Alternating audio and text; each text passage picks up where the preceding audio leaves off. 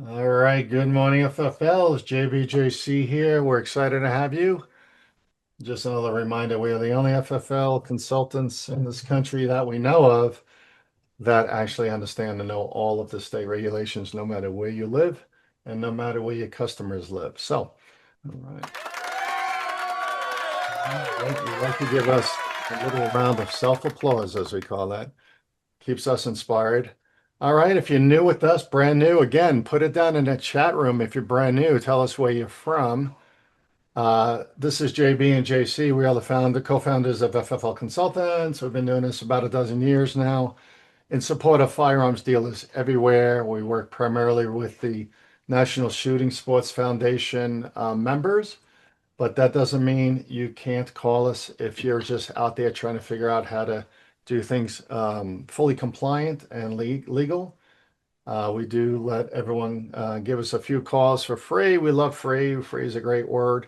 And your firearms industry trade association supports us in that process. So again, we're going to have this information up at the end. There's our calling cards, and let's get the show rolling. So what are we going to go over today? We're going to actually spend, a lot of you have been asking for us and calling us with questions about this new stolen gun database launched by FBI, the FBI division, DOJ. So we're going to walk through the ease of use for that, especially with some pros and cons based on the questions you guys have been asking. As promised, next, we're going to go ahead and walk you through the beginning process for obtaining and applying for your SOT, your special occupational tax permit to sell NFA items. Whether you do it now or starting next January, we believe you should be in the game. We have a little bit of legal updates you just need to understand and hear about regarding the state of Washington. We're going to go through some ATF updates and processes and inspection stuff that will help you run a better business and stay out of the crosshairs of the ATF and your state agencies. Play a little true and false, and of course, ask us anything at the end of the rapid fire Q&A where you get your questions answered. So that'll be awesome. So yeah, we got lots of people still flowing in from all over the country. Thank you again for joining us, especially if you're a first-time viewer. All right. So again, we're going to run through this. There might be more detail on the screen than what we talked through, but we want to make sure you have what you need to, do things right starting this afternoon. So we've been getting a ton of calls regarding the FBI stolen gun database. Okay, there's lots of unanswered questions on this. There have been many webinars out there, and even with all that information and knowledge and the information we provided directly to you, we did send out an SOP we developed last year, standard operating procedure, last week rather. And I believe it is available on our website under our Forms and Tools tab. We'll talk more about that in a minute. But we're going to dive in to the pros and cons of using the new stolen gun database. First off, this has been it was launched as part of the Bipartisan Safer Communities Act under the Biden administration. They thought it was a great idea, as did we, as did the industry, because you guys have been asking for this for so long, access to the database to identify whether or not a used gun being presented to you for either loan as a pawnbroker or used gun as a reseller, maybe a trade-in at a gun show. How can you tell if a gun is reported lost or stolen or missing? Well, it took a couple of years, and again, there's lots of loose ends, but we're going to make sure you understand this fully, provide you some do's and don'ts, and make sure you feel comfortable using this optional, I repeat, optional program. All right. So first of all, what is the stolen gun database and query process? As part of the FBI NCIC. You hear NCIC all the time, National Crime Information Center. No, it's not the TV show. It's National Crime Information Center, where law enforcement relies on this database, which is managed through the FBI Department of Justice, with many different pieces in there. But one piece is a file, a database that lists any firearm that has been reported missing, lost, or stolen, lost in transit, stolen during a burglary, robbery, etc. That is, being searched, being looked for by some law enforcement agency for some reason. or the true owner of the firearm has lost it and is trying to recover it. So it allows FFLs to check if the firearms reported lost, stolen, or used in a crime. Used in a crime is a strange sentence there. A strange part of that, we did take that off of the issuance of the document from FBI next. The way it can be used in a crime is if it's reported stolen and identified as being used in some type of physical violence or by a criminal and a serial number is used, so someone is looking for it. This program is totally voluntary. Okay, if there's one word from this whole hour you're going to listen to, it's voluntary. This program is voluntary. Nothing you have to do, nothing you're compelled to do, no requirement by any state or federal government. There's no audit program behind it. There's no verification that you are or are not using it. There's no check-in process by any government agency, including the FBI or the ATF or your local law enforcement. This is completely voluntary, and you can choose to pick all of it or bits and pieces to utilize. Someone we talked to this morning called it a utility, which is great. It's another tool in your toolbox to understand whether or not guns you're bringing in are legal and legal for trade. All right. And again, it was part of the Bipartisan Safety Community Act. So first, let's go through some of the pros, just so you understand them. And again, we're taking this from phone calls that we've received from all of you over the last couple of weeks since the launch of this program. But the greatest pro is reduce liability and risk, right? Bring the gun in, you know it's not stolen, you check it in the database. We'll show you how in a few minutes. We'll show you how to respond to those answers and search query responses and replies, how to act, how not to act, and things you should consider. But first and foremost, you're bringing it, if you're using the database to look up a serial number for a used firearm, you can feel confident that you'll have a firearm if there's no indication that it's reported lost or stolen, that you can loan against it, you can resell it, you can bring it in, you can offer the customer a good value for the firearm and maybe resell it for a profit, and feel good about who you're passing that firearm on to. Okay, that's what you got to worry about. So you got reduced liability and risk, enhanced due diligence and reputation, meaning you're the gun dealer who uses this program. You're going to definitely deter other criminals and folks obtaining guns illicitly or illegally. You're going to deter them from coming to your store to try to obtain money for a used gun that may have been stolen. No matter what the story is, and in the past you've been told many stories about used firearms. Now you can actually have some confidence in checking that it's not reported lost or stolen by using a database, this new tool. Okay. And once you get that reputation that all the guns that people bring into you are checked through the database, less bad guys are going to be coming to try to traffic used firearms through you and to try to obtain money for. All right.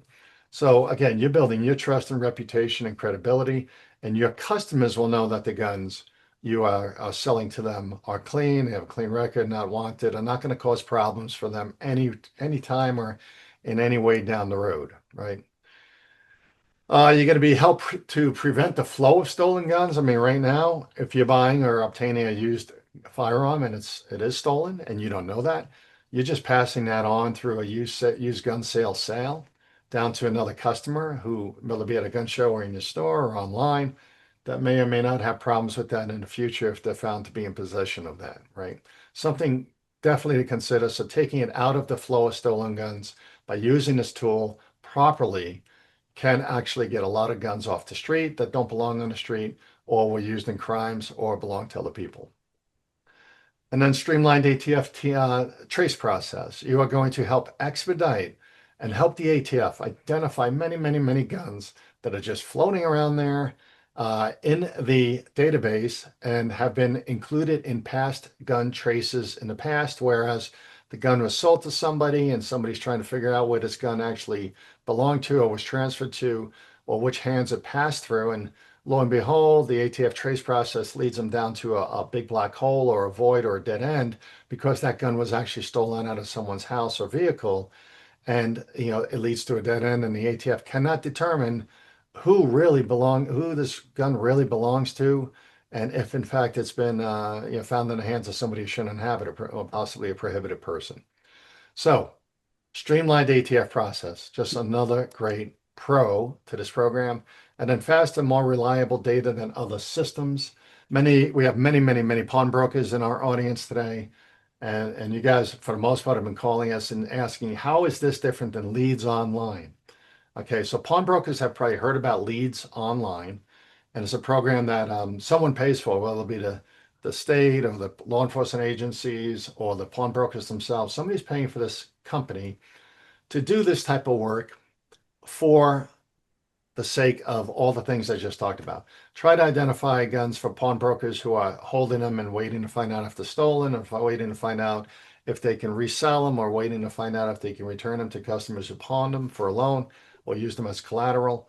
Long story short is this program is faster. It's faster than Leads Online. In Leads Online, for those of you who use it, you have to enter all your information into a database at the end of the night, type it into this computer. That information starts to get researched by someone that Leads Online. They use different tools and agencies to verify whether or not, whether it be a handbag or a watch or a gun is stolen or reported missing. Now you can do that instantaneously, and even to complement your Leads Online requirement, because a lot of states will still require Leads Online. So think of the access to the stolen gun database as a secondary, faster, more accurate way to check guns before you bring them in for pawn or as a used gun buy. All right. And we'll talk more about that in a minute.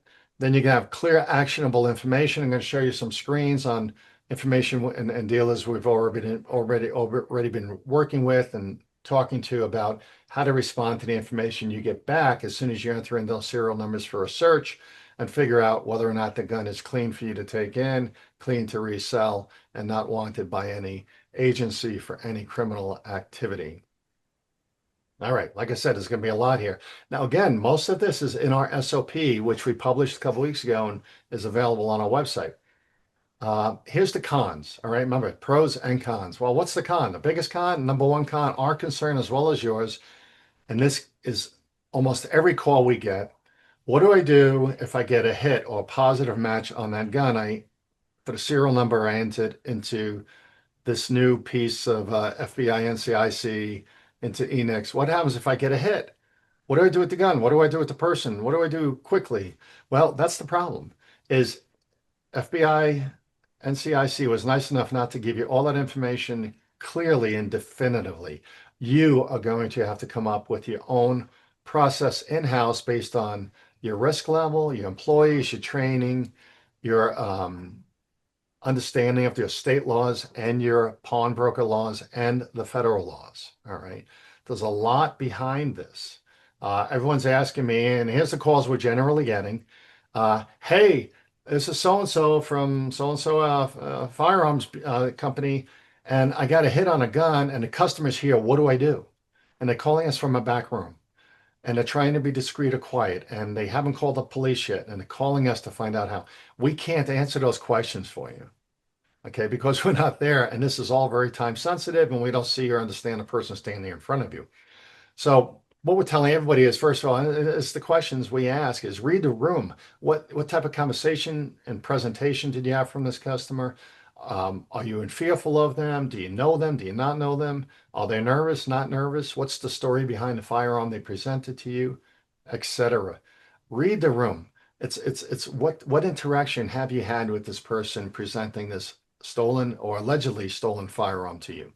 And I say allegedly because there's a small percentage of error in this whole program you need to understand. All right. So what risk are you going to take or not take with that person who's standing in front of you with a stolen, possibly or allegedly stolen firearm that they may or may not want to take, that they may or may not want to leave with you? There's all these different variables, right? The other con is inaccurate or incomplete data. The information for that firearm may have been entered incorrectly into this NCIC database at some point in time. Maybe it was a different serial number. Maybe it was a Z instead of a 2. Maybe it was a 3 instead of an 8, etc. Maybe there was a space left out or a dash from that serial number. So anything's possible, and these are already resulting in a few, like I said, a few false positives, which means the serial number shows up as a positive match, but the additional information provided does not match the gun in hand. So you got to be careful of that. Potential for legal confusion. Okay, what are the laws in your states? What are the laws based on maybe your municipality or maybe your pawnbroker rules for your state versus what the ATF is or the FBI is telling you can do? I didn't mean to say ATF. I haven't said ATF at all yet in this process because they are not attached to, included with, or supervising any part of this program. This is purely Department of Justice and FBI. Okay. So what's the legal confusion, if any? Do you understand everything regarding your state? And if you're in compliance with your actions and activities regarding these stolen guns? Strain on business operations. I mean, is this easy to implement? Probably not. Do you need some training, role playing, SOPs? Absolutely. And that's why we provided that to you online through our forms and tools page on our website. Many of you asked for that immediately, even folks in government, keeping it very generalized, asked us if we can provide something that simplifies what they were not able to say or had concerns about what they were not able to say. So we tried to do that for you. Now, remember, all of this is voluntary. This is purely voluntary. The voluntary nature of the check means it is not a legal requirement, which may lead some FFLs to skip it to save time, may skip it on weekends, may only use it on weekdays, may only use it on unfamiliar customers versus familiar customers. So this is all up to you. There is no steadfast rules of how to manage this definitively. You are not going to be inspected by any government agency regarding a use or non-use of this. You're, again, not required. Again, this is for you to understand the pros based on the pros we mentioned. But again, there are cons, all right? And a lot of you, again, have been asking for this because you hate when that police confiscation occurs after submitting information into Leads Online for guns you are required to hold when purchased as used guns. So again, this is an upfront program. We believe it's a great screening process, and it could be very advantageous to you, and you could start losing less money on used guns you're buying.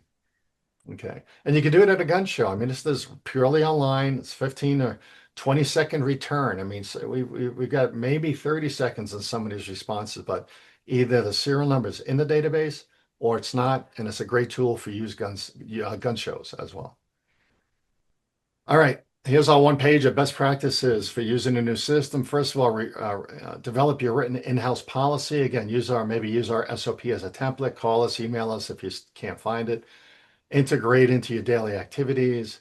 When using it, and if you get a potential or positive match, go ahead and make sure you verify the information. We've had some misses. We've had some multiple serial numbers or multiple guns show up for the same serial number already. We looked at one last week.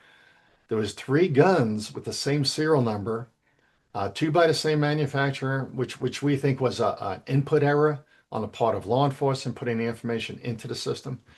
There were 2 Ruger handguns, both with the same serial number, but one was complete information, one was not. And the third gun was a totally different manufacturer with the same serial number, same caliber, but totally different supporting information. So a little bit tricky when that occurs, and we worked it out. It's easy to work out. You would just click on the information you need to match up to the gun, call the law enforcement agency you're working with, and see if you can confirm either way what to do with that firearm. Again, these are optional decisions and practices for you to enact. Do not return it. Very, very important. Do not retain a firearm.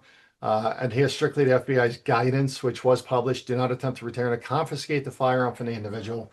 There is some gray area on this. We're trying to confirm, and JC is going to do that tomorrow. He's going to be with several government agencies tomorrow and find out if it's truly illegal and why and how for an FFL to possess, even temporarily, a stolen firearm. Specifically in this case, a firearm known to be stolen or allegedly stolen. So there's all the scuttlebutt, and we're getting all these calls as if I keep the gun or they leave it on my counter because it was deemed stolen or a positive match in the database. What do I do with it? Do I put it in my bound book? Do I not? What happens if the cops don't show up? Anyway, all of that we're going to try to tackle tomorrow, and whatever we find out, we will produce in the way of an email, an alert, and get out to you as quickly as possible for further direction on how to handle this. But right now, the direction is Do not try to retain, recover, or confiscate the firearm from the individual. Okay, plain and simple. Prioritize your safety. If there's a potential match found, remember, remain calm and professional. You never know which triggers or buttons you can push on someone to cause a relatively calm situation to get out of control. A lot of people presenting stolen firearms to you may not even know they're stolen. So you're going to get a variety of responses from them. And some may know they're stolen and may want to leave with those firearms, whether or not you identified it as stolen, no matter what you threaten them with, and no matter what you say about police coming or on the way. All right, you got to be ready for all these different scenarios. Promptly notify authorities. Make those phone calls discreetly if you can. See, and then build this relationship now. Make sure you got law enforcement you can call on. Learn whether or not they want to know about these types of issues, whether or not they'll respond timely. Are they going to be there in 15 minutes like we had happen in Dallas last week, which was fabulous? It was actually 7 minutes because of the firearm involved. They were looking for that firearm. There must have been some hot notes in that database that they were looking at because they had a patrol car there, interview the person presenting the firearm, and that person was basically handcuffed and taken away in a patrol car. We don't know anything else about it, but that FFL felt pretty good about launching this and using this program. I think 2 or 3 days into it. So congratulations, JP. You know who I'm talking about, and I'm glad that all worked out. And at the time, we didn't even have all this in place. We were trying to understand what to do with all these different scenarios. So that fortunately all worked out. And then document everything. So the instructions from the FBI say, document everything because you're going to need to know all this later, blah, blah, blah. But guess what? This is all optional. Remember, this whole program's optional. It's recommended. Details always work in your favor. Notes always work in your favor later, especially on any positive match guns that wind up being left in your store or being provided to law enforcement. When you get into the screen, I'm going to show you the screen in just a minute. You're going to be able to print positive matches, just like you print an NTN status report today in the Enix system. You're going to be able to print out your status report, make notes on it, who I gave the gun to, who was called, what date, what time, and I've always obtain a receipt for any gun you're providing to a third party if it goes between your hands and then law enforcement. And you're going to have people leave their stolen guns on your counter. I guarantee you. We've had 4 or 5 in the last 2 weeks, and you have to figure out how to resolve that, and you have to figure out how to get law enforcement there to pick up the gun and get a receipt so you're not in possession of a stolen firearm. So again, whether you use the program, don't use the program, keep notes, don't keep notes, you're never going to be inspected or challenged by a law enforcement agency, whether it be the ATF or DOJ, regarding a use or non-use of this program and the way you keep or don't keep records. We're just making this best practices available to you so you basically have everything you need if you're going forward to help us get these bad guns out of the criminal trafficking community. All right. Getting started with NCIC. NCIC rather. If you've never ever used the NCIC FBI system, and many of you in point of contact states do not, you're using your point of contact website, or you're still calling in maybe to whoever it might be to get a background check done. Unfortunately, they've been very slow to provide any access like this, although some have put it on their website. But you can sign up for a e-check system through FBI NICS and just use this system just for checking stolen. I'll use guns to see if they're stolen. Okay. So anybody new to the program, this is for you. Okay. Again, in the point of contact states, or if you've just been calling in your background checks forever and just never got with the easy check system. And again, this will be all in the recording. We'll send a PDF out so you have the instructions you can refer to, but it's real simple. You go to nixeasycheckfbi.gov. That's it. That's the homepage. Everything you need for the Easy Check system is available right there. So go ahead and select register to use the Nix eCheck option. It's right there on the homepage. Can't miss it. Choose the stolen gun only option to register only for your stolen gun access, database access. You don't need to do background checks through them, nor are you able to. Okay, FBI will not approve you to do that anyway. They're only going to give you access for the stolen gun only database. Uh, Complete the electronic registration form, takes a few minutes. Make sure you put on all the information. You're going to be asked for your current email and code word, and username, just like signing up for any other subscription anywhere. You just hit submit the form. Then you'll receive an email in about 15 minutes or so with your username and separate email in a separate email with your temporary password. Real simple. Okay, you just follow the instructions. You click on that. It's going to bring you back into the main page where you will be able to sign in and simply, very quickly, go ahead and use your sign in and password to do a stolen gun query. You can do this all in 20 minutes. All right. If you've never done this before, ready? There you go. Once you're in, this is the page you're going to go to. I'm going to send up in the top left corner, it says next check, eCheck 244202. That's the software upgrade number that will constantly change as they provide new upgrades to the software. But right here at the bottom, you're going to see in the, you click on process. You do have to click on processes. I call it the wheel. Just click on that little wheel when you get to that screen. You'll have a drop-down menu that shows these 6 different options. But you're going to be, even though you have the options, you're not going to be able to access them. Just click on Stolen Gun Query. That's it. Now, anybody already using Nix and submitting your background checks online, you are very familiar with this menu already. You already know what you're looking at. You just have this new drop-down option here at the bottom, Stolen Gun Query. And it is that simple. The next screen that pops up is right here. And all they want you to do is type in the serial number. That's it. Type it in. Okay. If you have a very long serial number, more than 20 characters, you have to use the characters to the right, furthest right of the number. Okay. Furthest right. Be very careful with the Canix and the TSIS and other various foreign manufacturing firearm companies that are putting that T number. Remember the T number in front of the serial number with the dash? That is not part of the serial number. The serial number is always on the butt of the gun. Always look on the butt of the gun. If you got all these, the big long T number, look at the butt of the gun and you'll see the short serial number on the plate right there. And it's typically going to match the second part of that number on the slide or the frame of the receiver. So go ahead and type in those rightmost 20 or less characters of the firearm as the serial number and hit search. There you go. How hard was that? That's easy. All right, so you're going to click that, submit it, and within literally 15 to 30 seconds, you're going to get a screen that looks like this on the bottom of your slide. And typically, and I know the screen, the print may be small for you to see right now, but over here, typically on the majority of the guns you enter in here are going to read no record. That means that serial number did not find a gun in a database that was listed, reported missing, lost, or stolen. So this is good. This is great news. That gun's clean. It's got no record, got no bad history. Buy it, pawn it, do whatever you want to do with it. Okay, trade it. So here we go. No record is good. And that's as far as it goes. That's as simple as it is. No problem, no record. You don't need, if you want to, you can print this out. There'll be a little option down at the bottom.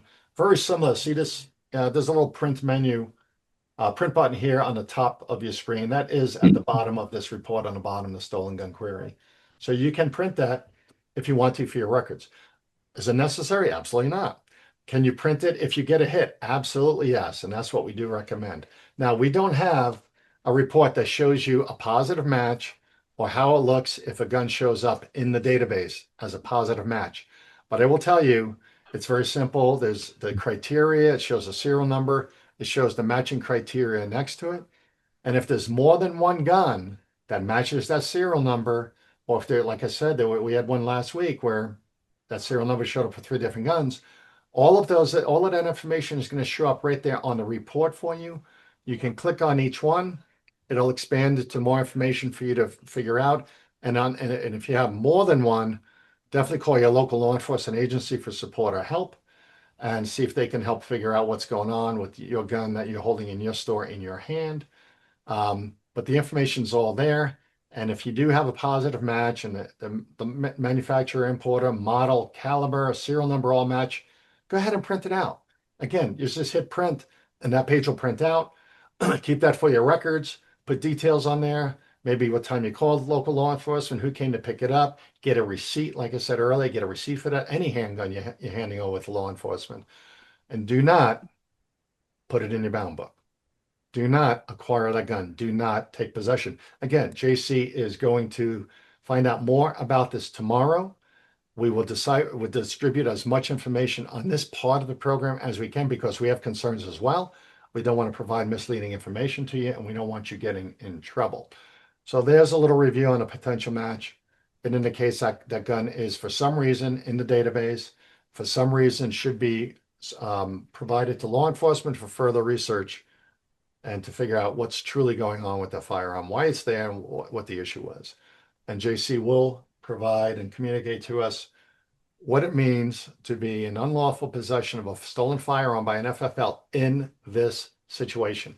We're looking for guidance from the government so we don't get in trouble. All right. Again, if you got questions on this, keep typing them in to your chat room. So what's not delivered from the ATF? Well, they still owe us the firearm handler checks for you to do background checks on your employees. Many of you in different states might be doing them. You know, Washington State, Colorado, New York, where else? Illinois. I mean, you guys are Florida. already doing background checks because you're required to do on your employees. You can't have prohibited people working in your store, and that's part of the pre-employment process. Everyone else will be able to do this and feel better about your employees and their history, especially if you're not familiar with them. So let's just go ahead and see how this goes. It might be this year. We're hearing early next year. Am I right on that, JC? Maybe early We're 2026? looking for a release to the Federal Register sometime around the first of the year. That's what I'm hearing today. All right. It's on the 28th revision. So, and it's all tied into the new 4473. All right. Well, listen, we tried to answer, we've been getting so many 20, 30 calls each week on this whole stolen gun database. Hopefully we gave you as much as we can safely do so. All right. What's next? Let's see what's next. All right. Apply now for your new SOT. A lot of you, again, we're getting a lot of calls on this, and here's what we're saying. If you don't get in, you're going to be behind the 8 ball, right? Everybody else is going to be getting in. In fact, JC, I think you're going to present this section, but you have some statistics on application processing too, I think. Yeah. Yep. So, many of you are probably very much aware of the fact that the $200 tax went away as of January 1st. So, we're kind of telling everybody right now that, if SOT is of interest to you, the time is now. They're only good from July 1 to June 30, and it's $500 for that period. Please remember that you can renew February 15th. You don't have to wait until the end of June, which has caused a lot of you to be backed up and not receive your renewal as of yet. So the big thing here is that $200 tax is going away. Don't think that you're going to be able to wait until January to buy up suppressors. And I would tell you, get in the know now, get in the process now, so that way you can purchase suppressors and be prepared for what the industry as a whole is anticipating a huge increase in sales. We'll see if that comes to fruition or not. But if you are interested in getting your SOT and want more information on that, you can feel free to reach out to us and I'll walk you through the process. But it's pretty simple. SOT is available to a number of different FFLs across the board. The majority of you are 1s, 2s, and 7s. With a 1 or 2, you can get a Class 3 SOT. With a Type 7, you can get either a Class 3 or a Class 2 SOT, which allows you to manufacture. You obtain your SOT through the pay.gov website. Very, very simple process. You just fill out the application. Takes about 30 days to get it. There's no application inspection. There's nothing else that ATF comes out and does anything. You just literally in 30 days, you get your little SOT, you hang it up on the wall, and you can start purchasing firearms, NFA firearms, for sale. So approval is pretty quick, 30 days. Right now, they're a little bit backed up, not only because of manpower constraints, but also because they are processing so many renewals still, because people were late to the game on that. So just be aware of that, but anticipate about 30 days. So what we're telling everybody right now is start ordering those NFA firearms now. Believe it or not, we're still seeing a pretty hefty processing of current NFA firearms. People haven't held off. Apparently, they don't care about the $200 tax. But you do have the opportunity to do something similar to a layaway. In other words, have the customer purchase them. You can't transfer them, obviously, but you just kind of hold them and wait for that January 1 change, which obviously you can initiate the Form 4 transfers on January 1. Doesn't mean that ATF is going to be open January 1st. It is New Year's. So, but you have them on in kind of in waiting and kind of a holding pattern until that January 1 start date of no $200 tax, and life is good. Right now, we're going to talk about e-forms next month and walk through that. But just to give you an idea, and very interesting that I just looked at wait times the other day, probably a week ago now. Wait times have increased significantly, which was odd to me. We were sitting right around 40 to, I think, 40 to 50 days for paper e-form 4 transfers. They are now for paper for a Form 4 individual, it's taking 68 days, where with e-forms it's taking 16 days. And then for Form 4 trusts, which a trust allows multiple individuals that are on the trust as assigned as trustees to be in possession of the NFA firearms assigned to the trust. Right now, paper is taking 112 days, where e-forms is only taking 8 days. So we'll talk about e-forms next month, but if you're going to get into the NFA business, I would tell you definitely take a look at the opportunity with e-forms. Cool. All right. And Sam, we'll have out on our training site. We're also trying to find time to put some of these little training sessions out there for SOT, everything we're talking about, the forms, and then how to handle the process later on. So stay tuned for that. If you're signed up for us, you'll get updates and alerts. All right. So, hey, we're going to go fast through this, but hey, Washington state legal updates. All right. And I'm going to be a little, I hate to say it, probably a little bit government sarcastic industry support in this presentation because we have to deal with it like you do and help you deal with it legally. But hey, the state of Washington is very similar to Colorado. And although it's nothing to do with the folks who run these agencies and has everything to do with the politics behind whether it be votes or bills or whatever, we'll just call it politics. Washington, as of effective July 1st, and I'm putting this out there because most of you, we have a lot of clients in Washington State. And even though we've sent you stuff and sent you stuff and sent you stuff, we're still getting phone calls. So, hey, July 1st, everything went into effect, just like Colorado, July 1st, a lot went into effect for security and training. But here, it's very specific, Washington State. You've got all types of before and after security requirements that must be in place today, and should have been in place on July 1st. And, this is money well spent if you're still in the business. We honestly hate to see people go out of business because of the temporary financial stress of trying to meet some of these requirements. But what I'll tell you is those who go out of business lose it all, and those who stay in a business make up big time because they're making up for all that business. The other guys are giving up, and that's just the nuts and bolts of the math, right? And most of you who have moved in the right direction with upgrading to meet the requirements have prospered, and gun sales are prospering for as we're hearing from most of you, already in June and July. Unlike summer months, we usually hear a little dip in the business. We told you back in April, May, and June that ammo was going to continue to increase. And guess what? Prices are high and getting higher. The tariffs are not helping in any way. So if you're in the business, stay in the business, do what you can to stay in the business. All right. Now, the reason we're talking about Washington is because this is not isolated to Colorado and Washington. This is old school California. This is old school Illinois. New Mexico's moving, we hear, in this direction. Oregon has stuff on the table. Measure 114. We have so much stuff, we'll just call it that, happening. And we don't want this to happen in your neighborhood, in your state, and we need your support. And you should be gaining every customer support, everyone you talk to online and in person, about supporting our rights as gun dealers and Second Amendment citizens. So to avoid this, though, because this is actually occurred, we have to get the politics in the right place. So they had to back in Washington, back to Washington. And again, if you're one of those other states listening, make sure you're maintaining your inventory records, conduct your physical inventory audits. That's Washington. I believe that's Colorado going to be as well. Report loss of stolen firearms. This is unusual in Washington within 24 hours, not 48 like the federal government wants you to do, but 24 hours. You got like no time to do your research. You just better tell them it's missing. Um, at the bottom here, the annual trace reporting to the AG's office, the Attorney General's office.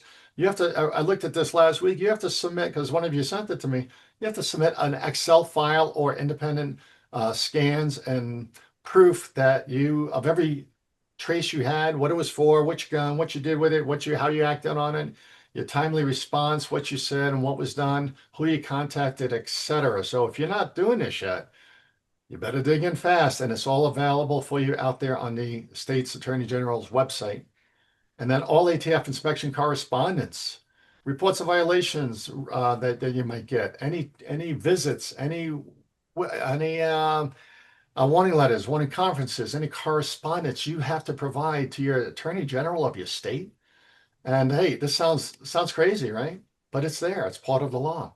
And it continues. Submit annual security compliance certification saying you are in compliant. Don't lie. That's another crime. Don't tell them you're doing something you're not. Get your fingerprints and background checks. You're already doing that, I know, and have been doing it. Provide annual employee training. Guess what? As of an hour ago, JC and I jumped back in to look for this, and we can't find it. And this was due as of July 1st. So uh, Colorado was ahead of the game. The agencies responsible were ahead, provided to the licensees everything they needed to meet the requirements of the bill that was passed and in time.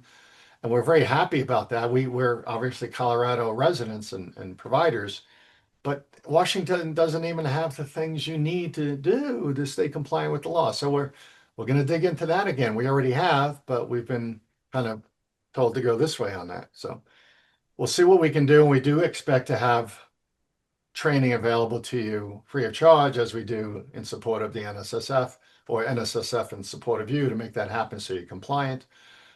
Post required safety and storage notices. Can you say California? Hello. If you're from California, you know what I'm talking about. Big block letters. How big do the letters have to be? Where do they have to be posted? What do they have to say?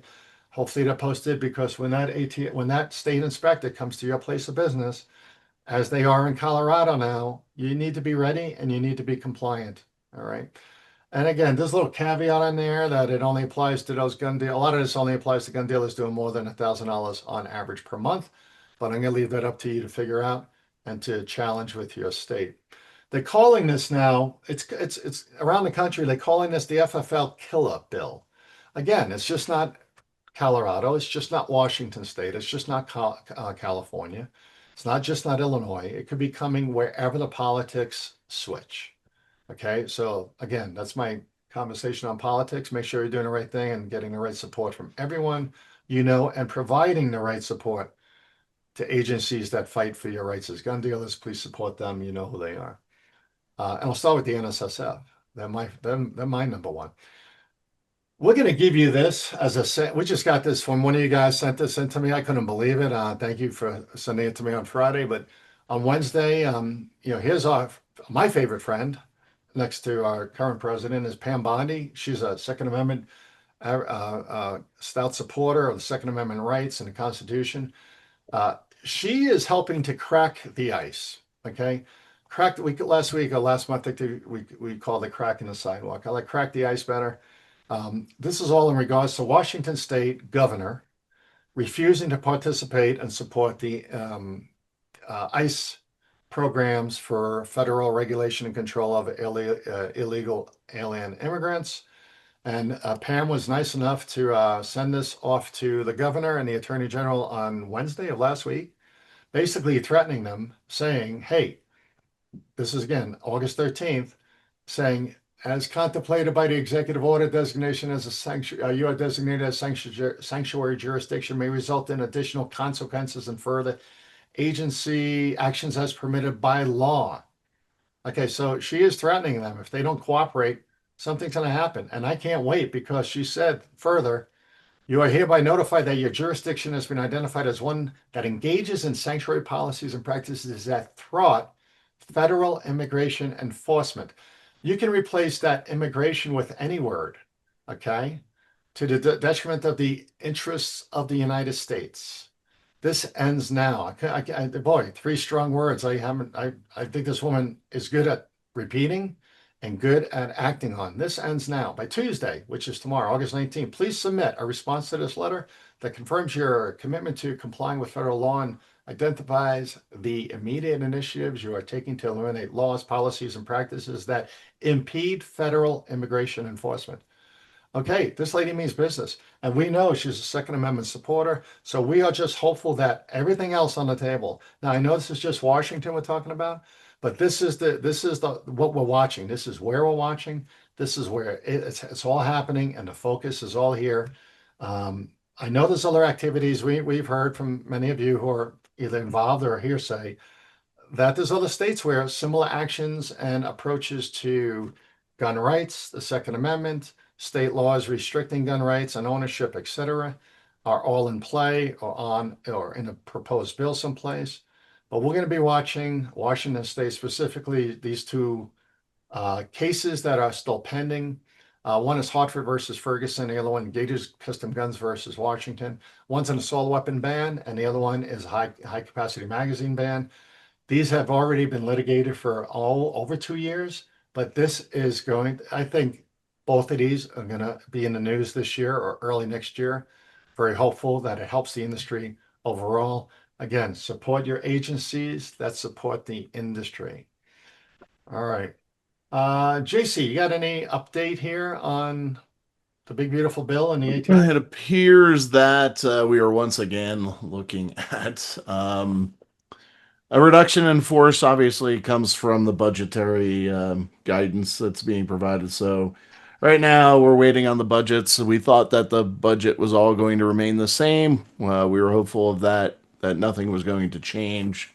It's kind of one of those be careful what you wish for scenarios. As far as the ATF and DEA merger, it is once again back on the table. It's reared its ugly head, so we'll see what comes of that. Um, I may or may not hear more of it, but chances are ATF knows nothing about it. It's all sitting in the legislature, so we'll see what happens. We'll see what happens. If it does merge, just understand something that when you look at the DEA, much of their inspection processes and such lead to criminal violations. So I'm going to tell you right now, we need to be really careful about this. I understand the 2A thing about abolish the ATF and all the other stuff, but what you're going to see as a result is more and more states stepping in, much like Colorado, and proposing laws and regulations at a state level, which is going to create even more of a mess. So stay tuned. We'll see what happens. So inspections are, so what's changing with inspections? Anything? Inspections are still ongoing. Are we seeing a pickup in inspection processes? No, they're utilizing more crime gun intelligence to determine where their inspection focus should be. And on top of it, as a business, you want to make sure that your employees stay busy and aren't sitting around the water cooler, hemming and hawing or creating a rumor mill about what's going to come to be. So I expect that the fact that the inspections may or may not have increased, we no longer have visibility to the number of inspections that are occurring. It seems that we're getting a lot more phone calls about inspections, but to be quite honest with you, I think they're pretty much status quo as far as inspections are concerned. Adverse action is definitely more visible now as opposed to administrative action. Adverse action is that warning letter and warning conference that you're receiving. I've had a few in the last couple of weeks that I've been running around the country supporting FFLs with compliance action plans and such. So just be aware of that and understand that, warning letters and warning conferences are still a very, very important thing to take into consideration when you are doing your own internal audits as well as utilizing us. It's important because warning letters and warning conferences, that's the last step before something happens to your license. Yep. So take it seriously and understand that if you do face adverse action, that you need to be coming to the table with a good plan. Yep. All right. So, yeah, I mean, it hasn't changed. It's the same old stuff, right? Warning letters and Right. conferences. Here's what triggers them: bad, Yep. missing firearms and bad transfers, bad inspections, bad inspection results. This stuff's not going away, and the laws aren't changing, right? Yeah. Everything's look as far as ATF Administrative Order G and H. The only thing that really changed was that zero tolerance aspect of it, the enhanced regulatory enforcement piece. So everything that was a part of G and D, F, and E, or D, E, and F rather, that all remains the same. So warning letters and warning conferences will haunt you forever. Past inspections will haunt you forever. So you need to understand that if you had situations where you weren't disposing or acquiring firearms properly, or 4473 errors and such, if you had a past inspection where items were identified and you were told, look, don't do it this way anymore, or whatever the case may be, and 10, 12, even 20 years down the line, you see an increase in those specific violations in a subsequent inspection, they are going to hold you accountable for something that happened 20 years ago. You were told, you knew better, you should have known better. We told you once, you're continuing to do it. As a matter of fact, you're doing worse than you did before. They will hold you to account for that. Understand that. The days of 3 or 4 warning letters and 3 warning conferences are gone. You might as well just hang that up now. So if they don't see significant improvement and maintenance of those improvements, you're going to get caught in the trap. Yeah, I summed it up. Actually, somebody else summed it up for us this morning. They said, well, the only thing that's really changed then under Trump is zero tolerance is gone. And the answer is yeah. I mean, in essence, the laws haven't changed. Gun Control Act, NFA program have not changed. The requirements haven't changed. And yeah, get a new ATF directive, but the laws are still there. All right. And the enforcement is the enforcement based on the law. I mean, you can't change the adverse action. It's just part of the law. So be proactive. All right. Thanks, GC.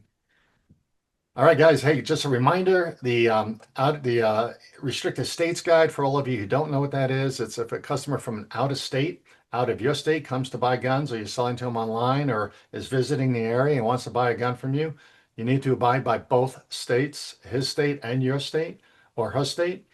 And that is always updated. Always go out to our website. It's under the forms and tools page at fflconsultants.com. We do try to send it out when we update it. We do try to make it part of every a download on every email we send, just so you have it and have access to it. We're the only ones in the country that do this. It's a lot of work, and we hope it helps you guys. And guess what? It's free. All right. JC, we're traveling again, huh?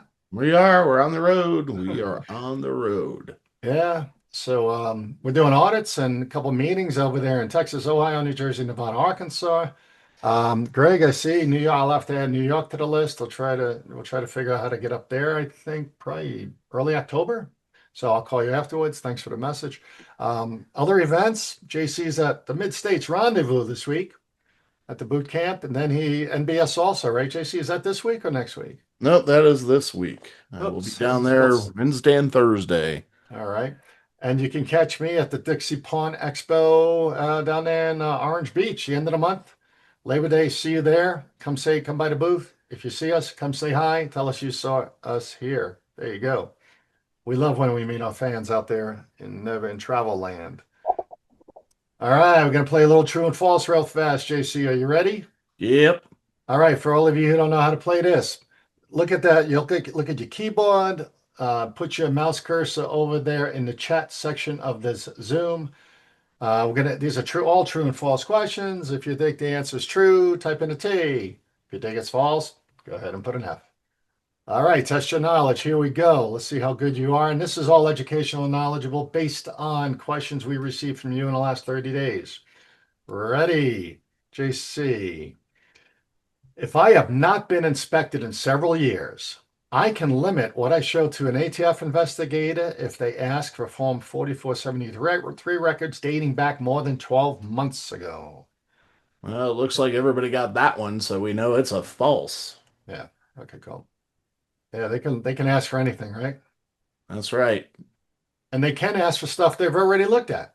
Absolutely. If it's a bona fide investigation, if they've discovered something and want to go back, they can certainly go back. All right. So, This one's a little weird, but hey, we get a lot of these during the winter months and then the summer months. Anyone in an RV, motorhome, can declare primary residency in any state when they are traveling in their RV and claim and remain in one location for more than 6 months for the purpose of buying a handgun. What do you think? mixed bag on this one, JB. We've got trues and falses. A lot of more falses, though. True and false. It really depends on their intent. If they have intent to establish residency, is basically what it is. We went back and forth on this quite a bit, and actually, I'm getting some other information from ATF, but this was big during the pandemic, so really depends. Intent to establish residency, JB, you can hit on the other items as well. Yep. All right. All right. If back to that, anyway, back to the RV. If we get more information on this, we'll send it out to you. But it's summer months, we're getting a lot of these calls this time of Yeah. year. And we Yep. say, do your research, call us, call your ATF IOI before you make a bad decision. Yeah. Okay. All right. If a customer from another state wants to buy a long gun in my store and their home state has mandatory waiting or cooling off periods or extended background check delays before releasing the firearm, I must also enforce their hold in my store. Yeah, we've already been getting the trues in on this one there, JB. Yes, that is true. You must abide by the laws of both states. There you go.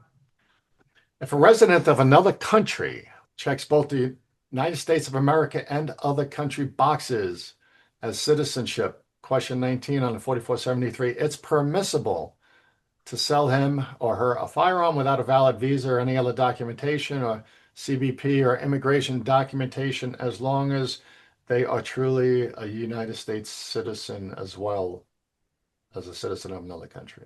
We've got all trues coming in. Yeah.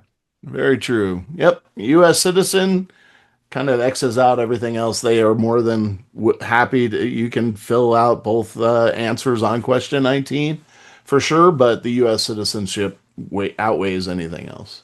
Yeah. Now, a lot of people, yeah, like I said, JC, a lot of people do it because they're proud Hmm. to be citizens of multiple countries, legal citizens, but it could be confusing to you. I suggest always confirm with the customer what they're talking about and if they didn't accidentally check box 19 incorrectly. If a firearm is abandoned in my FFL for more than 6 months, I can simply legally claim and possess and ownership of that sell that firearm for a profit for my company. True or false? Looks like everybody's coming in a false. True and false. Well, it's false. It really depends on your state's property laws. It's weird how firearms, are federally regulated. In some states, they're state regulated, but then you also have the property aspect of it. So you really need to understand your property laws to make a determination of what you can and can't do. Some states require a public posting. There's all kinds of different laws. So reach out if you have questions about this. Standing up a policy, making it public facing, etc. There's a lot of things you need to do to protect yourself. And we do have some guidance available to you. We can send to you on abandoned property laws. Yep. If in fact this occurs, don't go to chat rooms. And I actually brought this up and put this on here because I was in one of the chat rooms on Facebook last week trying to answer some questions. And I couldn't believe the conversation behind this topic. Yeah. It was amazing. Yep. How many people are doing this wrong or incorrectly or going to get in trouble somehow? All right. If I received a warning letter or attended a warning conference with the ATF in the past and have since had 3 perfect inspections, I don't have to worry about any future adverse action. What do we got? No, hold on a second. Somebody's trying to come back in. I guess they dropped off. Okay. Lots of falses coming in. ATF is doing inspection and go. They only have 6 investigators working all of California. FYI. All right. False. Sorry. Questions are coming in. Comments are coming in. People are trying to get back into the thing. So yeah, absolutely false. If if you receive a warning letter or warning conference, you need to be paying attention all the time. You were told, and you've probably recertified that you understand that your responsibility is to understand the rules and regulations that you must abide by. So keep that in mind. JC, was that the fourth inspection starting today? Uh, no, they just said ATF is doing inspections in California. They only have Okay. 6 investigators working all of Oh, yeah, California. yeah. Yeah, Uh, yeah. yeah, Coincidentally, yeah, we had 3 calls this morning about ATF inspections yeah, starting today, all yeah. over the country. So they're out there. All right. If the ATF inspected me within the last 12 months, but shows up again to look through some transfers, I can refuse them access to my records unless they have a subpoena. Some people were really adamant about those Fs for false. Yeah, that is false. They can show up at any time. Typically, they're coming back within that 12-month period because something came up. So just anticipate that. Yeah. And if we were talking earlier, if we do see those budget cuts and labor reductions, you might see a whole lot more of these folks just showing up inadvertently to check something, right? So just be on guard, make sure your stuff's correct and compliant. All right, if an in-store customer has if an in-store customer has firearm, magazine, or ammunition restrictions in their home state, I can sell them anything that's legal in my state, and it's up to the customer to decide how and if they will transport the regulated items back into their home state. Can you say buy ammunition in Nevada? I've got some Fs, a couple of trues actually, but that is false. You have to abide by the rules of all states, and there are some states that have restrictions on the sale, even if that sale occurs outside of the state to a citizen. So you need to be aware of that. Be aware of your processes and how you determine how to sell that ammunition or those accessories. Yeah. Another tidbit, this came up through somebody in FFL in North Carolina sending it, calling me and arguing with let's just say a law enforcement agent from New York State who was trying to buy 3 ARs to bring back to his home state because he was a law enforcement agent and was pleading that he didn't his purchases would not be restricted and that he was exempt, et cetera, et cetera. But guess what? In the end, that fella left with no guns. Yep, Gun Nut says it best. Yep, some still require a license to buy ammo.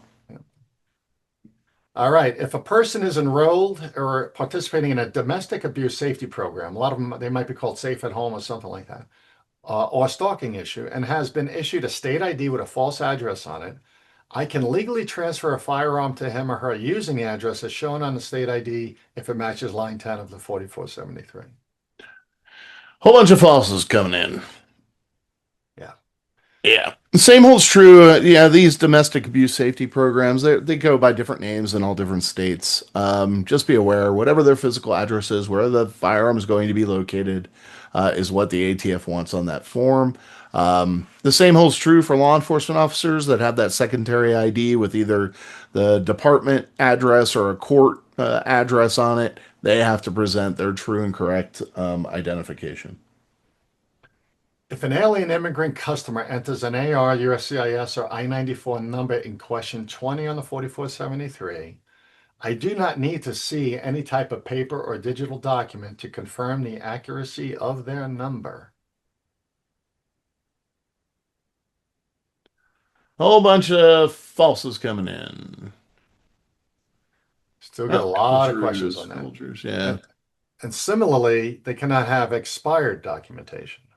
that is correct.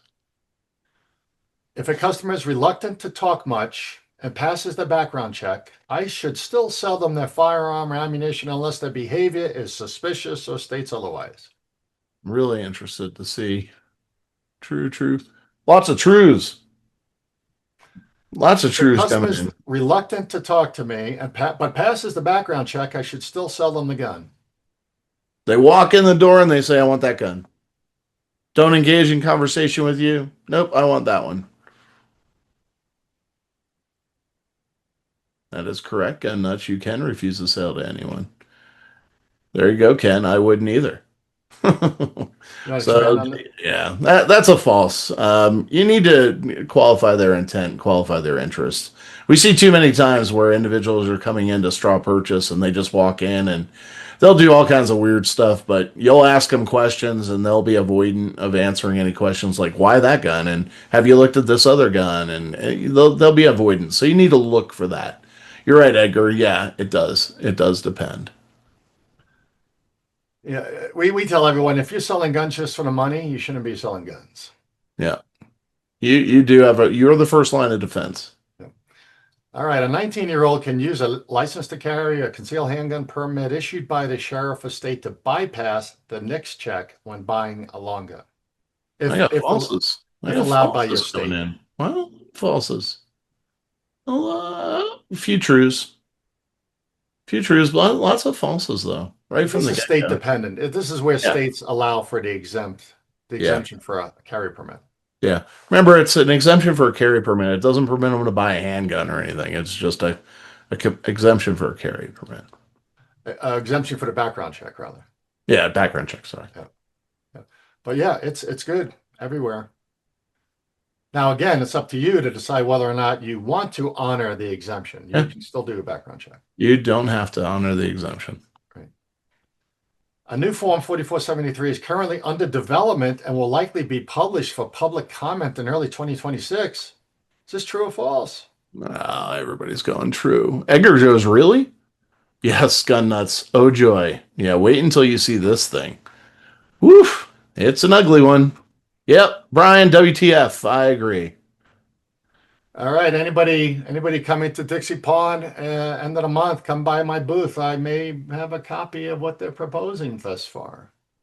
Come by the NSSF booth and see what you can see. All right. All right, guys, just a reminder, we got FFLC Academy. We got over 8,300 employees of FFL dealers have taken our courses. We love it. We're educating you guys on a daily basis. It's all free. Remember, sign up today. There it is. It's FFL basic training, new employees with problems doing the paperwork. If there's any new, we're going to have the SOT program out here. We have the Bound Book program coming soon. Go make sure you take a look at this, get your employees signed up and get them educated. Just some quick, we had some great performances here in since our last webinar. So thank you, everybody. There's your names: David and Barry, Michelle, Josh, Scott, Christy, Scott, Matthew. You all know who you are. You impressed the ATF. Oh yeah, sent them pounding. There you go. They wrote you up for nothing. Good job. And then Nicole and Lewis, Mandy, Stephen, Bob, Jason, and Jillian, thank you so much for our visits and having us come by. And part of the premium retail member program, get your records all verified and checked. Again, this is just a small handful, guys, of people we talk to and visit. So I don't know, maybe there's 10 or 12 here. Not that's the only perfect ones we've had. Everybody else had problems. So brush up, do your homework, get things back in place. Remember, you can call us any time. The National Shooting Sports Foundation supports our efforts to support your success. There's our number. Skip the hotline, skip the answer machine, rather. There you go. Call us directly. JB or JC will always answer your phone or text 24/7. There you go. All right. Just so you know, we have our critical violations out there on our website. Great training and posted for your store. Just get it off our website at FFL Consultants on the Forms and Tools page. Or you just email us, we'll send it to you, no problem. Just all those critical violations, the major violations ATF's looking for. So we keep talking about this PRM and the National Shooting Sports Foundation. Okay, yes, we're independent agents and consultants for them and have been for a very long time. They are your trade association for the United States firearms industry. They even work with international organizations, manufacturers. They own SHOT Show, and what a great organization, been around since 1965. But yeah, I had somebody yesterday, it was just Sunday, nervous, called, said, "Well, tell me about this program." And they've been listening to us for years, but hey, let us say it in a different way. So NSSF has a program available to you that we support and service. We would be the consultants coming out to you. First of all, NSSF, short for National Shooting Sports Foundation, fights for your rights every day as gun dealers. Provide educational awareness programs in so many ways. Okay, we just got off the road again with ATF visits all around South Florida on behalf of NSSF, sponsored by NSSF to um, uh, go after the illegal trafficking of firearms out of Florida to the Caribbean islands. So again, thank you for the industry and support. Um, we also have the on-site full-day ATF mock audit, which is JC or I showing up for an entire day, scrubbing your paperwork, looking through everything. Everything's confidential. Great day of training. We get to intimately build relationships with everyone on staff so they feel comfortable calling anytime they have a question, and hopefully before an error or issue needs attention. And then finally, JC said he was out twice this past week. He was three, four different corrective action meetings, which are not from last week, but from 6 months ago or maybe even a month ago. Oh, I had one from 2022. Yeah. So all of those expenses are covered for JC to get on a plane, travel, get up there, do the due diligence, for us to do the discovery work, create that action plan, get it in your hands, coordinate all efforts with the ATF directors and the legal defense and lawyers if you need them. That is all covered. And guess what, guys? I mean, this is the foolish part of the whole thing. It's only $2 a day. $2 a day, 750 a year is what 205 equals. Budget for it, get it. And then it allows for us to come back once a year. As long as you're a member in good standing, you don't get in trouble. We can come back for $9.99, which is about less than half the price of a normal visit we would charge. Otherwise, all covered by your trade association. All right, a little over time, guys, but hey, we're into Q&A here. We're going to get your questions answered. Type them into that chat room. We already have 300 questions or comments. Oh no, I know what that is. That's a lot of the true and false stuff showing up. So here's how this works. I read the question. JC gives a quick, fast, good, knowledgeable, firm answer. You ready, JC? Let's do it. All right. Good morning, JB. Will you be involved with any of the audits in Colorado? Can you share any possible insights on what we need to focus on for successful audit should we have one? Thank you, guys. Well, yes, we do know very well the ins and outs of the Colorado state law. And yes, we can most certainly support you in a mock inspection to Colorado standards. That's not a problem. Typically, when we would come out, sorry, somebody's trying to get in the room again. Typically, when we come out to do an ATF mock inspection, we do touch on state items, but we can always, if necessary, and if you would like, spend an extra day doing a mock state inspection as well. That comes with it a little bit of a price, but generally speaking, NSSF will pick up part of that tab as well as the additional expenses. Yep. And our And system the is beauty not. is that we're here in Colorado, so it could make it easy for us to get out to you. Yep. Yeah. Anybody listening or anybody seeing this later on a recorded video, if you're in Colorado, send us a little note that says you're a Colorado FFL because our system isn't smart enough to know where you are unless you've already told us. So tell us you're a Colorado FFL. We have a special group we've been talking to on just specifically on Colorado issues and support and solutions based on all the new laws and requirements from the taxes to the inspections to the security. Go ahead and drop us that email, info@fflconsultants.com. All right. Yeah. Let us know where you are. All right. Will this overrule? Oh, I guess regarding the stolen gun database, will this overrule Denver's required pawnbroker requirements for buying used guns? No. Federal law, yeah, you will need to meet the state requirements for checking used firearms for pawn. That's going to be a requirement. Understand that the guidance provided by the federal government through DOJ and the e-check system, that's the federal piece of it, and it's by no means a requirement at the federal level. That means that the state can impose more strict requirements upon you. So yes, you will have to follow the state requirements. As a voluntary process, as we've explained, is there any way we as FFLs can get bit by using this? We are not allowed to possess a stolen firearm, have to submit to LE. The key is that you're not taking it into your acquisition and disposition record. You're doing a check prior to you acquiring it. So, obviously, like JB said, if somebody, you say, hey, this gun comes back stolen, they leave it there and run. Your first step is to contact law enforcement and say, listen, I got a positive hit on a firearm. The customer just left it here. Can you come pick it up? So, and as JB mentioned earlier, it's important for you to build that relationship now before you start going and doing these checks to make sure law enforcement is number one aware that you can do these checks on firearms, and number two to get some guidance from them on how they want to handle these situations. Yeah. I said in the SOP, I don't know if I said it today, but always try to get their ID or copy the ID or at least jot down the name from their ID before you start looking at used guns if you don't know that customer. Because Yeah, chances are they're going to run out before you're able to provide any information to law enforcement in that situation. yeah. Okay, Mike says, I've received many FFL transfer gun packages that did not require a plus 21 signature with 21 and Mhm. over. The packages were left outside the shop. Any comments? Oh boy. Yeah, here's the deal. With it, it falls under different regulations. It falls under mailability regulations. They're accepting a parcel, so they're not supposed to know what's in that parcel. It's one of those situations you can certainly call FedEx or UPS and advise them, hey, you guys are dropping off guns without, requiring a signature. It really depends on the sender and whether or not the sender is actually selecting those options when they ship that parcel. So, you can put a forward facing, a public facing kind of policy out there that it must meet certain criteria, but doesn't mean that they're going to follow what you want them to do, Yeah. unfortunately. Yeah.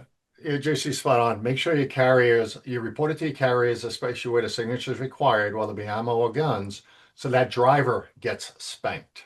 Yeah. Yep. Yeah, it's the driver's fault. And they could be doing this all day long, and we have lots and lots of calls like this. All right. Yeah.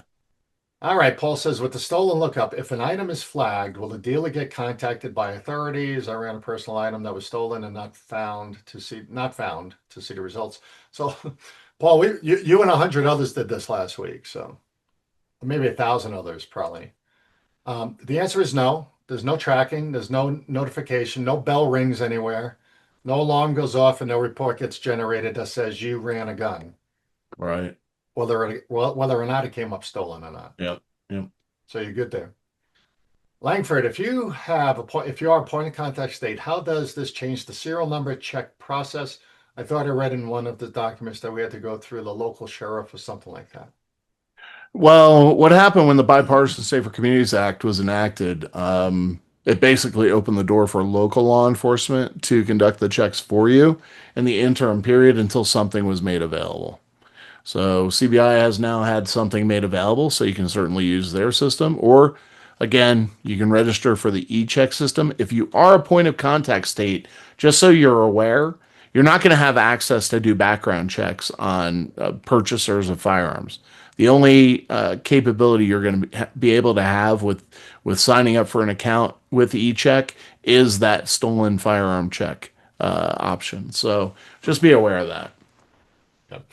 Yeah, Gunnut says, has anyone here used the database and got a hit? And what does the database show you? I kind of explain that. So if you get a positive match, you will get a description following an attached test serial number that includes manufacturer, importer, if they know it, model, name or number, and caliber along with the serial number. So that's what you will see in that report that pops up on the screen if you get a hit, and one that you should print out.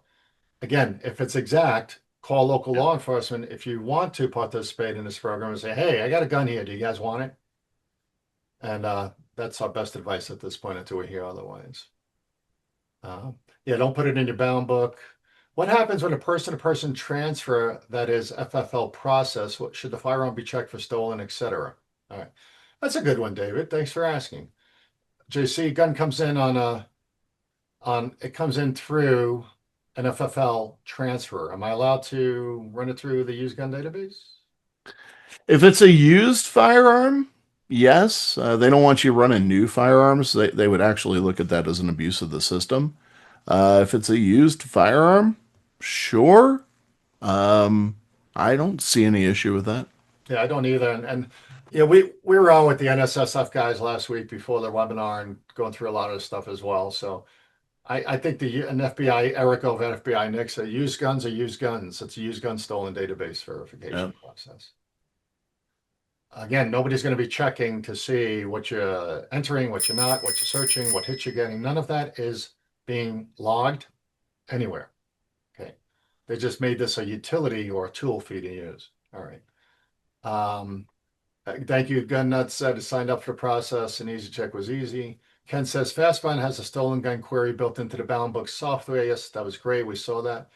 You should just install their extension in your browser and click the button to do the query when creating an acquisition record. Yeah, so we're big supporters, proponents, and partners of Fastbound. The product's great over there. Um, who's our partner there? JC Where at? Fastbound. Fastbound Jameson. Oh, Jameson. Yep, yep. Yep. So if you guys have any questions about Fastbound, call Jameson, call us. But yeah, if you're already using Fastbound, it's already built in. They were really fast to get this implemented. So kudos to Fastbound. Some of those T numbers are part of the serial number on the frame, Chuck says. Uh, Very rarely, not the frame, Chuck, on the butt of the gun. There's a little plate behind the uh, better description here, JC. Backstrap. The grip, the back strap Yeah, above the the back backstrap. strap. Mm-hmm. Yeah. Just Yeah. because the T number is on the frame of the gun does not mean it's part of the serial number. You have to look at the little plate behind the back, above the back Yeah. strap on the butt of the gun, if there is one there. Yeah. Otherwise, yes, the T number would be included, but that's probably not the case. All right. How long, Joe says, how long do these firearms stay in the database? I ran 3 guns stolen in the early 80s that are still missing, and they don't show as stolen. If you've submitted that stolen firearms, they remain in NCIC forever. Now, in the 80s, well, the NCIC, whether or not even existed then, let's see, 1990 something, six, I believe, is when NCIC got stood up. So 1993. three, yeah. Yep. Yeah. So if you submitted something in the 80s, chances are it was paper. God only knows where that paper lives and whether or not it moved over to the electronic systems. Yeah, and if you guys have crazy questions on guns sitting on the back shelf, we call them orphans. Don't know where they belong, who they belong to, transferred in, no name, no invoice, that type of thing. You can always call us. We have options and suggestions for all of that fun stuff too, something we can send you. But yeah, they may, if they're very, very old and they're not in the database, they're not in the database. You call us on those questions too. All right, Yeah. NFA question. Here you go. I may wind down my brick and mortar on residence FFL business in January 2027 when my license expires. I have a few NFA items in demo status I want to retain because I'll go forward as a safety instructor and use these items as demos for my purposes. Yep. I plan on keeping my business name, LLC, so can I keep them as assets of the business or should I transfer them to my personal e-file account? Nope. I would keep them just the way they are because if you transfer them, you'd have to wait until January just to escape the $200 tax on each of them. As long as the business remains in good standing, it's much like a trust. You just keep the business in good standing, they become assets of the business, and that's it. The same holds true if you ever want to, transfer them, get rid of them, sell them, or whatever. At that time, it would be a Form 4 transfer, and hopefully, we're getting some more insight on this week. Hopefully, fingers crossed, some of that'll move to e-forms. So, but you would do a Form 4 transfer on those in the event you ever want to sell them to another non-licensee or to a licensee for that matter. So, yes, you can keep them. All right, from Washington. Will Washington be okay waiting for NICS to get the employee background check system ready, or will we be out of compliance? You're out of compliance. So employee background checks have been in place for a while Yeah. already. Yeah. Do not wait for the firearms handler check. If your state requires you to do background checks of your employees, go ahead and pay the piper. Do those background checks as required. Places like the state of Colorado has to go through a couple different providers in order to do that. So you need to make sure you're following the rules of your state. Yep. Unless you have something in writing, you're out of Yep. compliance. Yeah. Yeah. Tons of lawsuits toss out the NFA, but odds are huge that nothing will happen before the 2026 SOT will expire. I don't know what really Ken is saying there. Okay, Ken, if you have more information or questions around that, let us know. Andrew says, where are we on at the registry removal of the NFA as the tax was how it passed into no tax equals no registration? Yeah, everything's still required to be registered. Yeah. JC, you got that, right? Yeah, let me just make so the $200 tax is gone, except for machine guns. Everything else is the $200 tax is zero now. Understand something: if they do away with the complete NFA, the minute that goes into effect, I believe there are 13 states that it would actually render NFA firearms illegal in those states. I use state of Georgia as a point of reference. In the state of Georgia statute, NFA firearms are illegal unless so registered with the National Firearms Act through the ATF. So if they're no longer registered as NFA firearms and that registry goes away, they become illegal in Georgia. That's a whole lot of NFA firearms that will probably be rendered illegal in the state of Georgia. So this maintains the registry per the NFA, but does away with the tax. Understand Second Amendment, all that kind of stuff, but it really does do away with that other piece of it that would be of concern that all these people would now be in possession of NFA firearms and it would be illegal to be in possession of those. Yep. Yeah. Just so everybody knows, and I did hear this, couple of you called me last week. Silencer Shop is selling multiple types of suppressors with free tax stamps. They're biting a bullet on the $200 now. They're not waiting till next year. So if you're considering or have customers considering suppressors, find somebody with a Silencer Shop kiosk or go online. All right, gotta love Silencer Shop. Yep, yep. Yeah, and everything's expedited within a couple of days. If you use e-forms and you're not a trust, it seems like Silencer Shop is returning within a couple of days, less than a week on suppressor purchases, transfers, Form 4s. Chuck says this is nothing new for us in Maryland. We actually have a county law and state law that are identical that we have to comply with. Yes. Um, MMP guns. Oh yeah, here you go. We just had our inspection on both FFLs. IOI says they were shifting to the new admin's direction for looking for trafficking. We have over 7,000 transactions in the 12 months with zero errors. Congratulations, MMP. I think you guys are down in Phoenix. Errors on one FFL, zero errors on 1,200 transactions on a second FFL. Well, you guys have been listening. Thank you very much. And good congratulations for you. Anybody out there with a good inspection, let us know. We'd love to put you up in lights. That's what we're here for, celebrate success and make sure that people learn from everybody else's mistakes. ATF's doing inspections in California. They only have six inspectors. You ever heard the same thing up in Seattle area? There was layoffs and not replacing folks, or downsizing rather, not replacing folks. Ken says, how would you know if they provide you with the valid ID and it matches the submission on 4473? Not Say that exactly again? sure what that question was in relation to. Yeah. Say that again. All right. Um, nothing. I'm going through our T's and F's. The question change right now no longer has no reason. Lori in Wisconsin inspected zero issues 3 weeks ago. Fabulous. Okay, Judy says I'm a member, but when I go to the website, Judy, just give me a call about VIP. It's the difference between NSSF and our website. I'll let you know. RC says, while filling out the 4473s, the customer stops and informs us that they answered incorrectly on question 21A, which everybody does. Yeah. Is it okay to have them make the appropriate corrections, initial sign and date, or do you recommend we halt and deny the sale due to the original answer, assuming we have no reason to believe transaction is a straw purchase, of course, probably an honest mistake, JC. Yeah, as long as you qualify their answer, just say, hey, listen, are you the actual buyer of the firearm? Are you the one purchasing it? You're not purchasing it for somebody else. I call it the three strikes rule. You ask them essentially three escalating questions. Hey, I can't transfer you a gun because you said you aren't buying it for yourself. Let them come back with, yes, I'm buying it for myself. What are you talking about? Well, right here, you said that you're not buying it for yourself. You answered the question, no, right? They say, no, I'm buying it for myself. I must have misread the question. Are you sure that you misread the question because you can only purchase the firearm for yourself? And if they still are a resounding yes, then go ahead and have them make the change, single line it out, initial date it, and make the change and move on with your day. Yeah, we have a lot of conflicting information from you guys when you call and say ATF said I have to wait 30 days.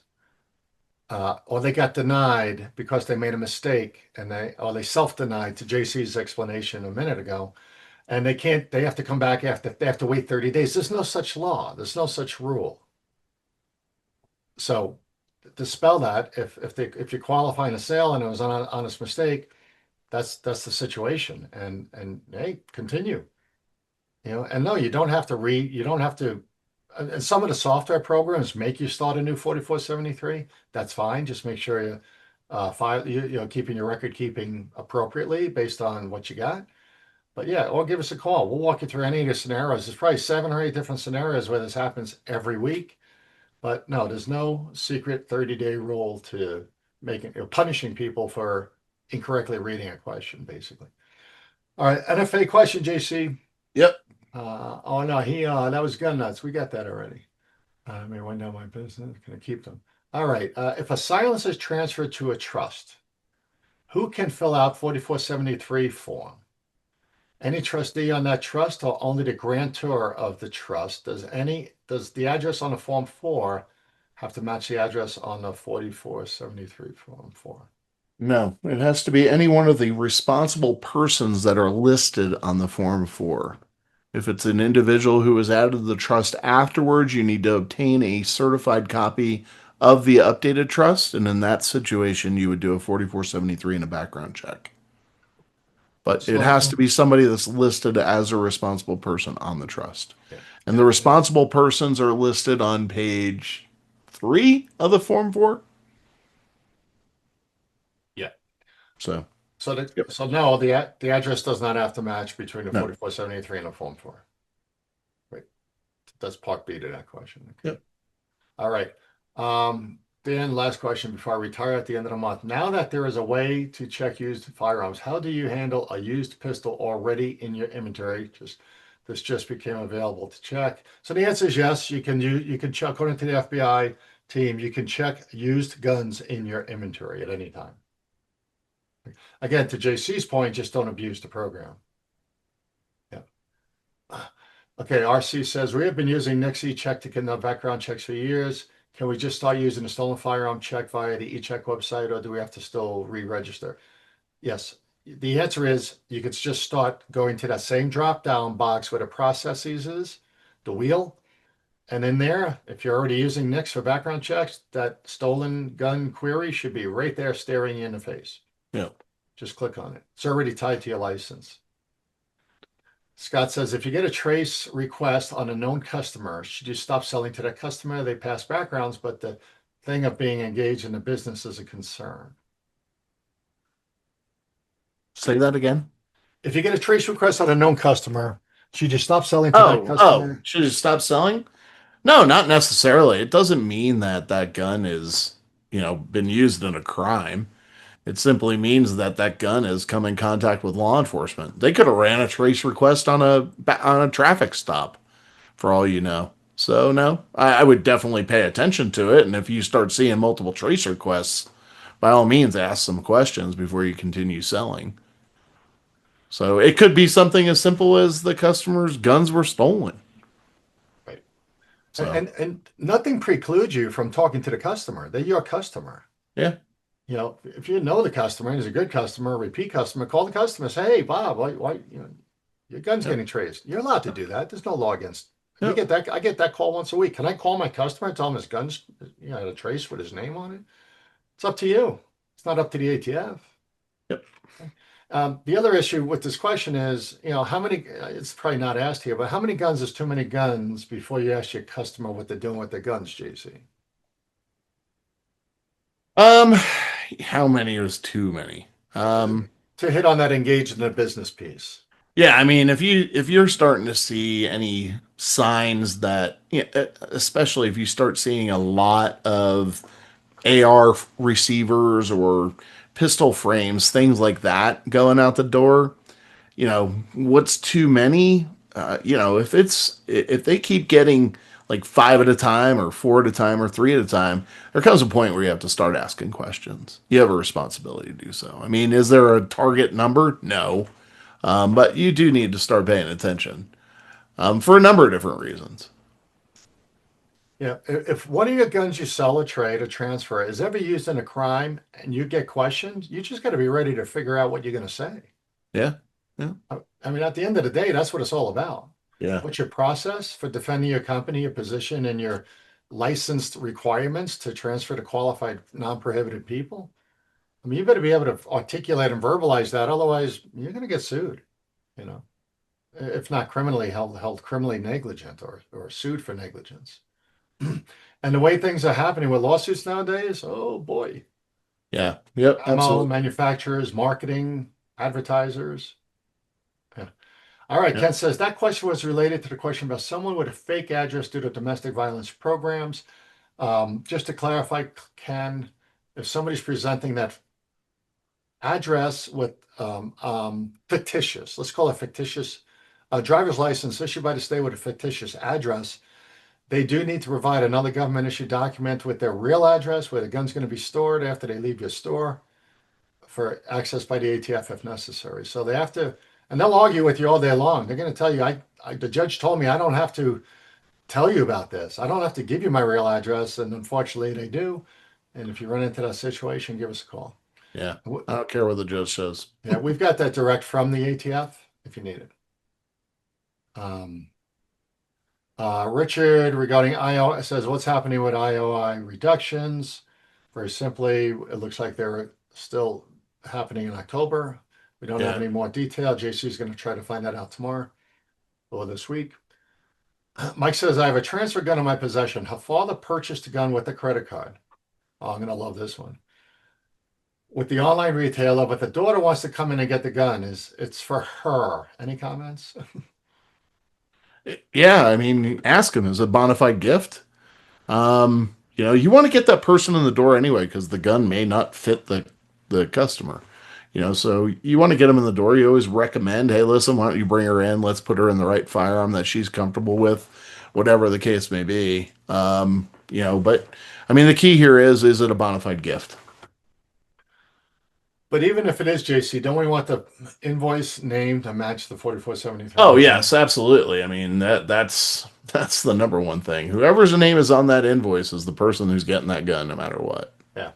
If daddy wants to come and sign for the gun and give it to his daughter tonight or tomorrow as a gift, that's his prerogative. But Yeah, as a gun dealer, you need to have the invoice name matching the 4473 name. yeah. Yep. Thank you, Gun Nuts. Ken says, so if you add someone to a trust, that's why I don't do NFA JC. So Ken says, if you add someone to a trust after submitting the Form 4 and Yep, before you received an approved stamp, you yep. don't have to resubmit the Form 4 with all new trustees, do you? Nope. No, you do not. What you need to do is get a certified copy of the trust, of the updated trust, meaning it has to be notarized. And in that situation, what you'll do is you'll have to do a 4473 and a background check on that individual that's picking it up, and you'll attach a copy of that certified trust document to that 4473. Or keep it on file, but you have to have it. Yeah. These are great questions because starting next January, all of you are going to get your SOT and start selling suppressors. So this will be fun. You'll start paying attention to all these NFA questions. Dan says, what if you find a stolen gun what was my question regarding FFL in possession of a stolen pistol but did not know? Okay. So Dan, back to JC's original conversation. Ready? If you have guns in your inventory and you run them today, right now, and you become aware right now that they're stolen, now it's knowledge, not yesterday, not a minute ago, right? But now you have to act on that, and so I would say, JC, be obligated to call law enforcement to surrender the gun, or to JC's earlier point, no, not don't know, don't know. Again, this is optional, and it all depends. I think if you're winding down your business, it all depends on what you're going to be doing with those guns after you exit the business. Are you reselling them, putting them on consignment, taking them home? I think this is a longer offline conversation, but feel free to call us if you still are sketchy about this one. But if you find a stolen gun in your inventory, I think you're obligated to let the authorities know. Mhm. Okay. And again, JC is going to try to get clarity on some of these one-off issues, as we call them, the loose wires here this week from government agencies. So Scott says, I was told that I cannot tell the customer about the trace by ATF when I call them. Who the hell told you that? Yeah, ATF will always make up their rules for you. Yeah, And that's that's why not. we say you can call them or you can call us or you could call both of us and compare You notes. have when you receive a trace, you have no idea why that trace is happening. So you make that choice. If criminal enforcement is coming in wanting to look at somebody's forms, that's a different story. Then you're obstructing. You don't want to do that. But if it's a trace request and you know the customer, you can call up, hey, what's going on with your gun? I just got a trace request on it. Yeah, there is. I would tell you more often than not, what we hear are twofold. Oh yeah, cop, I got pulled over the other day. The cop ran the numbers. Or, oh yeah, my car got broken into and they stole my gun. We've heard that way too many times. Yeah. All right. And Julie says, last question. If you got more, keep typing. So Julie says, military orders establish residency for the state they are stationed in. Do we need to ask where their record of residency actually is, or the military orders are considered a state of residence, regardless of what state they may reside in? So on military transfers, first of all, you'll use their military ID to do the background check. Now, depending on your state, they may not allow that, like Colorado and Florida. You'll use their driver's license, but you'll record their military ID information in box 32. Number one, whatever if their orders are permanent, they are active duty, and that base is in your state, they will use their residential address in your state. Now, if I always use Fort Campbell, there's a few other bases that actually go across state lines. Fort Campbell traverses both Kentucky and Tennessee. If they're smart, they live in Tennessee because there's no state income tax.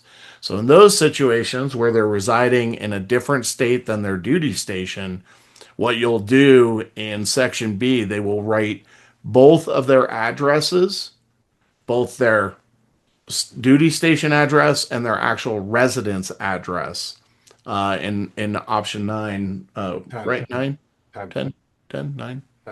10. They'll write both addresses there, so they'll have to write small. That is the only situation where they have to have both addresses. So, but their military ID and their orders establish residency. So, but back to the question, if they got PCS orders, do not use, it's like Florida and Colorado, do not use a driver's license. And that's the general Yeah, rule. yeah. PCS orders go with a military ID. Unless your state requires it, but you still have to put down their military ID information. Right. So military orders, active military in your state, simply use the PCS orders in 26C, their military ID in 26A, and you're good to go as long as they are living someplace in your state. On line 10, it's any place in the state as long as the PCS orders are for your state. 26C, 26A is your government issued military ID, your CAT card.